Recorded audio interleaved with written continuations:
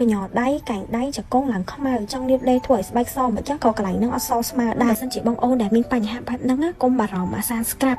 ya sạc cá cứ bậc cai khăng mền tênสำหรับđể mình bành hạ bike để cơm không ai cái nhỏ đáy nắng ôn phở cho một nhóm scrap bởi bike này cứ bị chui từ đó bike để mình bành hạ từ đó nó bàn lừa riêng scrap thòn đá để mình chịu bởi hay สำหรับ scrap នេះความเบลคือละอัดตัวមែនតែនអត់ធ្វើឲ្យស្បែកយើងឈឺទេបងប្អូនហើយកុំភ្លេចបន្ថែមជាមួយនឹងប្រេងផងថែមបែបនេះគឺធ្វើឲ្យគុណភាព scrap គឺគុណទ្វេដងតែម្ដងពីអត្ថប្រយោជន៍របស់ scrap យ៉ាសាកាគឺជួយជំរុញកោសិកាចាស់បានល្អខ្លាំងមែនស្បែកដែលក្រិនក្រើមស្ងួតអត់មានសំណើមស្បែកដែលពិបាកលាបលេឲ្យឆាប់ចូលមានបញ្ហាក្លិនក្លៀកក្លិនខ្លួនដុំពោអូនប្រើជាមួយនឹង scrap យ៉ាសាកាតែម្ដងគឺទទួលបានប្រសិទ្ធភាពហើយរបៀបប្រើប្រាស់គ្រាន់តែផ្សាំស្បែកយើងឲ្យសាមជាមួយនឹងទឹកបន្ទាប់មកយក scrap មកដោះលើស្បែកយើង